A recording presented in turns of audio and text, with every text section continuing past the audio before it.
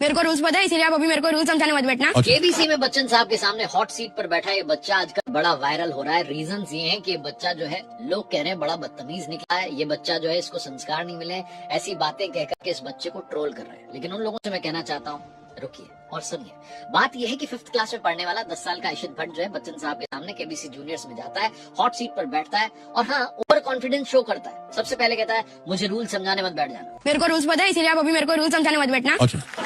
ये तरीका सही नहीं है, लेकिन आजकल के बच्चे ऐसे ही तो ओवर कॉन्फिडेंट होते जा रहे हैं। दूसरी बात, बच्चा कहता है कि अब मुझे इस सवाल के ऑप्शंस मत दो, जो भी ऑप्शन है मैं बता रहा हूँ ना, जवाब आप जाकर के लॉक उनके बिना बोल रहा हूँ ब्रेकफास्ट। ओके।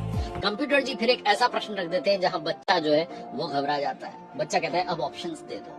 प्रश्न ये था कि रामायण के प्रथम कांड का नाम क्या है। बच्चा गलत ऑप्शन चूज कर लेता है, कहता है अयोध्या कांड, जबकि सही जवाब है बाल कांड। बाल कांड में ही संस्कारों की बात आती है। अगर हम धार्मिक चर्चा घर में करें, बच्चों तक संस्कार पहुंचाएं, तो शायद वो ऐसे बने ही ना। उस छोटे बच्चे को ट्रोल करने की जगह सोसाइटी को अपने अंदर झांकना चाहिए। हम सबके घरों में छोटे छोटे बच्चे होते हैं और हम कई बार अपना टाइम खराब ना हो जाए इसलिए बच्चों को मोबाइल पास कर देते हैं। वो मोबाइल में क्या देख रहे हैं, क्या कर रहे हैं, किसी को मतलब नहीं है। किसी के पास इतना समय नहीं बचा कि अपने बच्चों के साथ धार्मिक चर्चा करें। जैसे हमारी दादी, हमारी नानी हमें कहानियां सुनाती थी, हमें धार्मिक कथाएं सुनाती थी। वो कथाएं हम अपने बच्चों को सुनाएं, उनके मन में वो संस्कार जगाएं।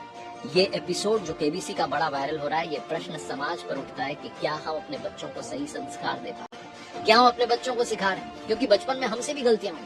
हमने भी कई बार बचपन में ओवर कॉन्फिडेंट होकर के बड़ों के सामने कुछ ऐसी बात बोल दी जो नहीं बोलनी चाहिए थी, लेकिन हमें तब रोका गया, टोका गया, सिखाया गया कि बेटा ऐसे नहीं बोलते। अगर आप बच्चों को रोकना टोकना बंद कर देंगे तो आप अपनी आने वाली जनरेशन को सुधार नहीं रहे बल्कि बिगाड़ रहे हैं।